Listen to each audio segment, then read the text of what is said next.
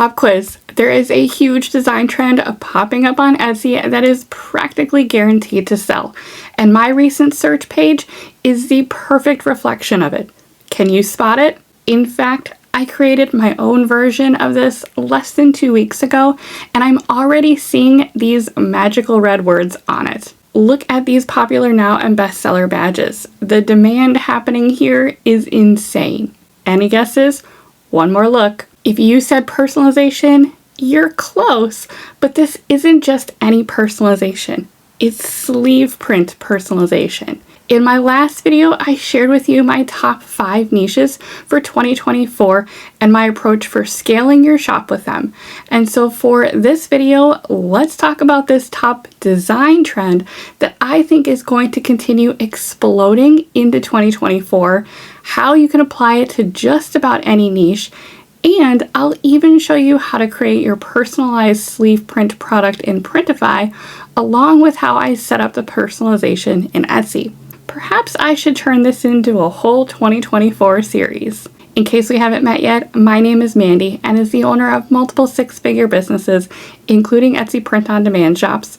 My goal is to provide you with strategies to simplify the journey and scale your business faster so that you can stop the overwhelm, start making progress, and thrive with your print-on-demand business. First, let's chat about this trend and how to leverage it within your own niches. Personalization in general has become one of the best ways to carve out a unique place in most niches, regardless of the product that you're working with. Now, the designs I showed you at the beginning of this video were general mom shirts with sleeve designs. As you saw, there are already lots of those going wild on Etsy, so simply trying to create those with maybe a different font is not going to cut it.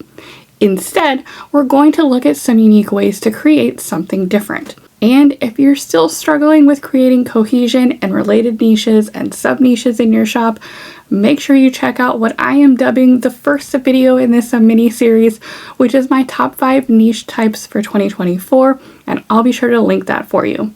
In that video, I mentioned an example of sub-niching into hobbies or sports.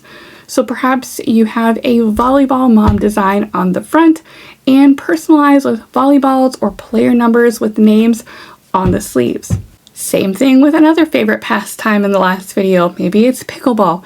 Maybe you have a custom team option that you could print either at the bottom of the sleeve or the full length of the arm. Perhaps you're combining niches like grandmas and wildflowers, and so you could have grandma's garden, and instead of having the name just on the front like so many other listings do, you could have some wildflowers down the sleeve with their names.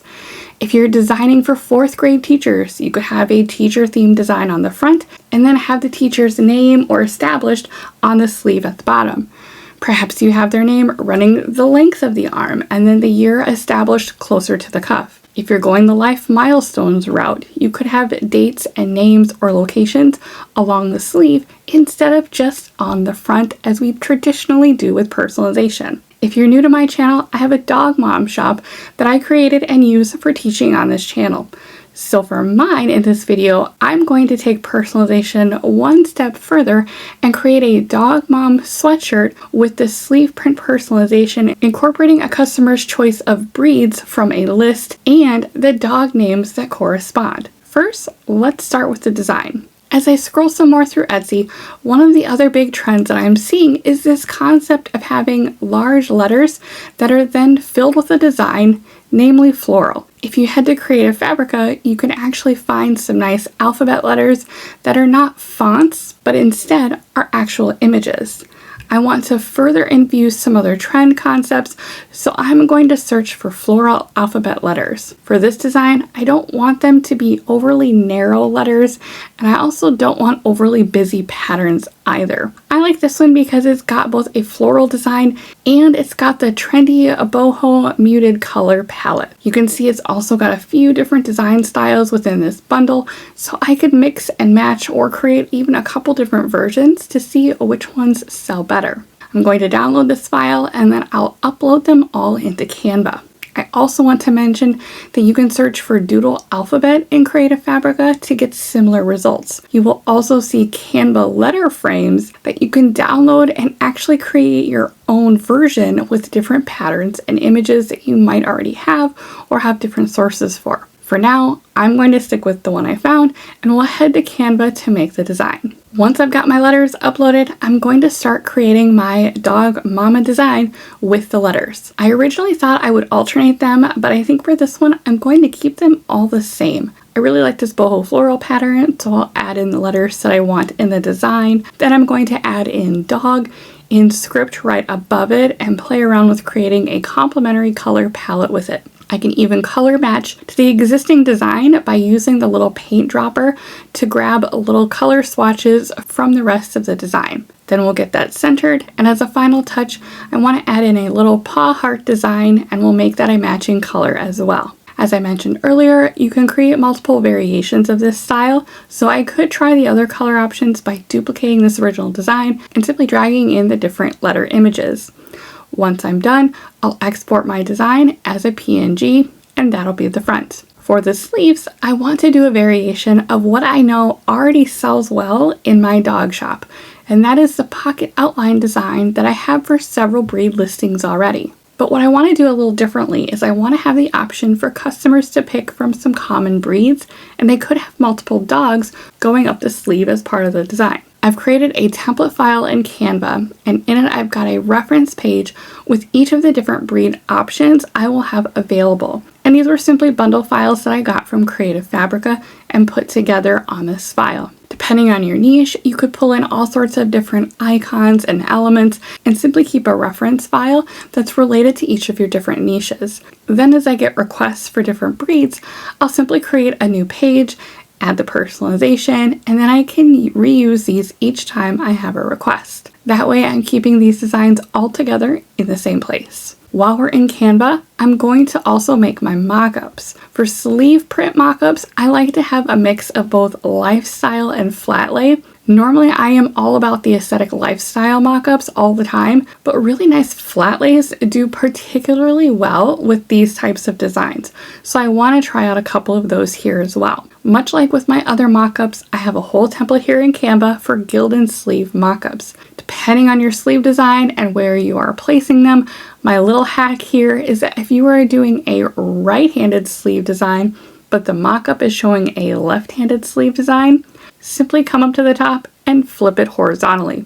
Instant opposite sleeve. Even in these where you can kind of see the brand tag a little bit, obviously it reverses it with that flip, but it's so tiny that I'm not terribly concerned about anyone noticing it. If you're looking for some good sleeve mockups, Goldie Mocks, Lennon Smith Mocks, Moody Mocks, and Stop Mock and Roll, which is Cassie Johnson's mockup shop, all have some really good non-AI sleeve print mockups. And because I am using these for multiple breed designs, I also went ahead and built in my reference page for these as part of my template as well, with all of my breeds, so that again, it's all there and ready to go. The beauty of a template is that all I need to do now for each time I want to make a new design is simply make a copy of this entire design file in Canva and then start placing my design. I'll place the front of the design, center it, and reduce the transparency so that it's more muted and realistic based on how I know direct-to-garment printing will appear in real life. Then I'll do the same for the sleeves.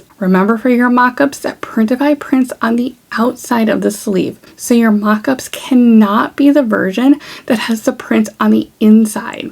I believe Printful does inside sleeve printing, but if you're with Printify like I am, it's going to be on the outside of the arm. And again, make sure you're always adjusting your transparency down so that your design more accurately represents what the customer will receive. Once I've got everything set, we will export these as a JPEG file. This is also the point where I export my listing video. If you don't have your templates set up for this, now is the time to do it. My little cheater hack here for listing videos is to click on this little up arrow at the bottom of your file, then click on duration. That will turn on the timing button at the top. Click on that, change it to 1 second, and apply it to all of your slides. I have 9 slides in this file, which means if I then export this one more time and this time select MP4, I will now have a 9-second listing video that will rotate through my different mockup images. Now that I've got my front design and my sleeve designs and mockups ready, let's head to Printify.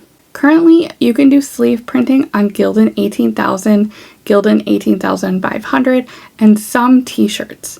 If you're not sure, you can always go into your product type, let's say sweatshirts, click on the print area in the filtering navigation on the left, and then you can filter the results based on sleeve printing. From there, you'll want to look at which providers offer it. Currently, SwiftPod and Fulfill Engine are the primary sleeve print providers. My favorite provider is SwiftPod. I use it for pretty much all of my apparel, so it works out beautifully.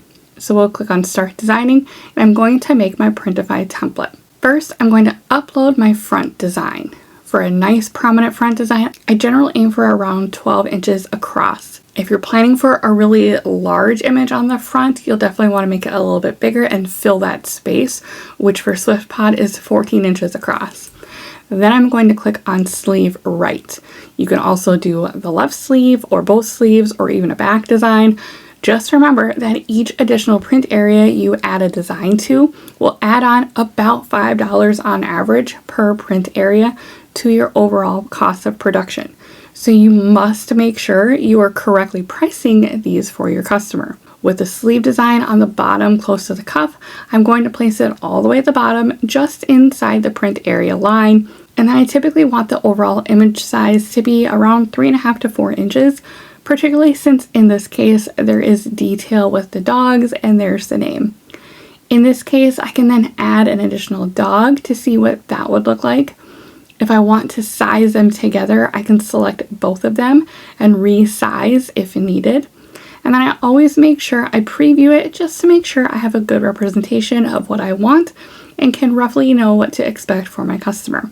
If I haven't started from a previous listing in Printify, I'll go grab one and copy paste in a lot of my usual language into the title and the description in Printify. In this case, I have pulled in some text from a previous similar listing. You're going to want to leverage keywords like personalized and custom, followed by your research keywords that are related to your niche. The more competitive your niche is, the more specific your keywords and sub-niches that you'll want to utilize to help you show up in more specific search queries so that you're not lost in a sea of a million listings. So for this broader custom dog mom version, I might have some broader keywords while still trying to stand out with a trendy design just to see if I can get some initial traction. But then I may also create another version of this with a specific breed for breeds that I know do well in this particular shop. For example, golden doodles, so that I can then leverage those keywords. For example, I might start a title in that case with personalized golden doodle sweatshirt with names on sleeve as my leading phrase on that title. If you're still not quite sure how to improve your SEO or search engine optimization, I've linked some related helpful videos for you. Now, as we get to the pricing section, you'll want to make sure you're accounting for the additional printing area, whether you're doing front and back or front and sleeve or back and sleeve. If you're using my standard method of setting things to 65% profit margin percentage in Printify, that typically works pretty well here. If you're not sure, make sure you are creating your template like this in Printify first so that you can see exactly what your production and shipping costs are going to be. Plug those into your Etsy calculator and then set your price based on a comfortable profit margin. The last step is to finalize in Etsy. I'm uploading all of the mockups and the listing video. My title came over from Printify, but I do want to make sure I have my about set to another company or person since we do use production assistance from Printify.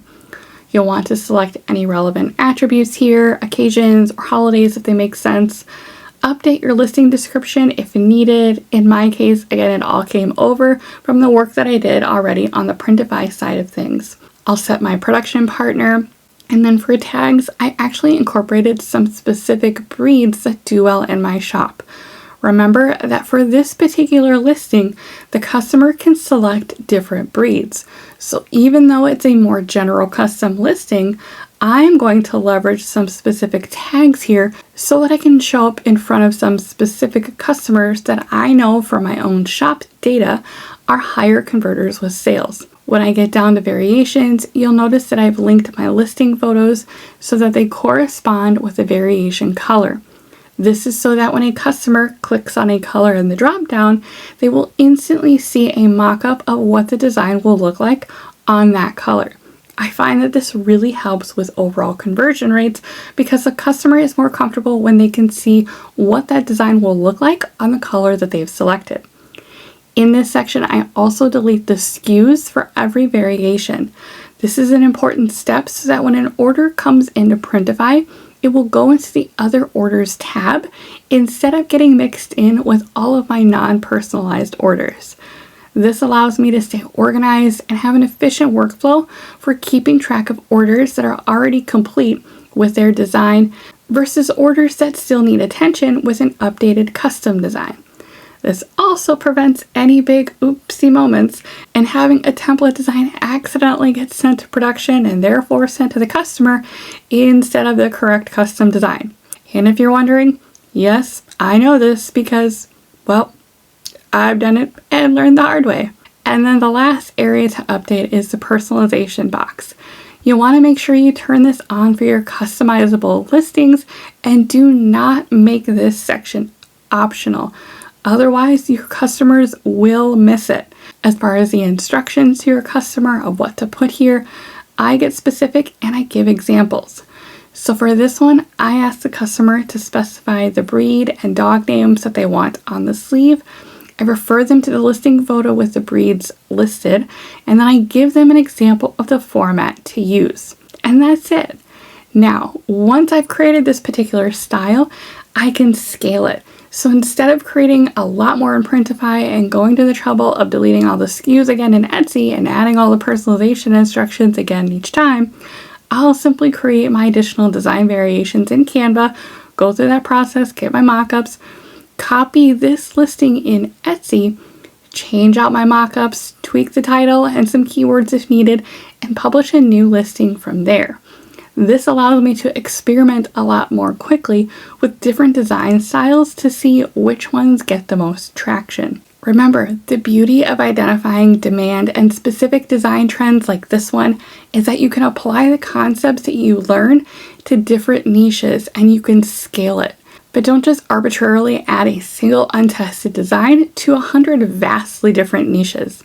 As we talked about in last week's video, think about ways you can create cohesion across a variety of different audiences. Have a strategy and validate your overall designs, and in this case, especially that bigger front design, as you go, and then use your shop data for those listings to make better decisions for your future listings. By understanding demand and understanding the customer that you are specifically trying to serve, you start to create a web of listings and aesthetics that are not only going to have some similarities in themes, but also give you more cohesion to attract similar customers for not just one niche, but multiple. It starts to create endless opportunities for your shop. Remember, the important aspect of learning and understanding demand and then turning that into designs that will actually sell is that you have to build that as a skill. Focus your mind on absorbing what you see when you're doing your research, learning how to spot design styles like this that sell and aesthetics that are trending. Over time, it becomes instinctual. You start to notice patterns and themes and styles that you just intuitively know will do well. This doesn't happen overnight though. In fact, one of the challenges that we did a couple months ago in my membership group was to commit to spending at least 30 minutes every day on scrolling and absorbing. That's it. Skills and habits come from practicing certain activities repeatedly. The goal of the trend and demand spotting for those who participated was to ultimately create a trend board, a visual representation of what they saw so that they can organize it and refer back to it. Then as they start creating new designs, they use this trend board as an ongoing guide to help them think about styles, elements, fonts, colors, and more that they can incorporate into their designs. Notice that I didn't say I created this for them. They were challenged, with a guide of course, to do the work consistently and commit to taking that daily action. And you can do the same at any time. If you truly want to get good at designs and understanding demand and learning how to spot it, the only way to do that is to train your mind, observe, absorb, learn, practice, and constantly improve. Success is not a giant leap, my friend. It's a daily commitment to taking small steps to get better and better. I hope this has been helpful for you. If you want to learn more about my strategies for thriving in your print-on-demand business, make sure you've got the notifications turned on for my channel so that you don't miss out on any of my content. And in the meantime, be sure to check out the dedicated playlist with my full print-on-demand masterclass course right here on YouTube, as well as my time blocking series for an even deeper dive on the critical steps for success. Thanks for watching. I'm so glad you're here, and I'll see you in the next one.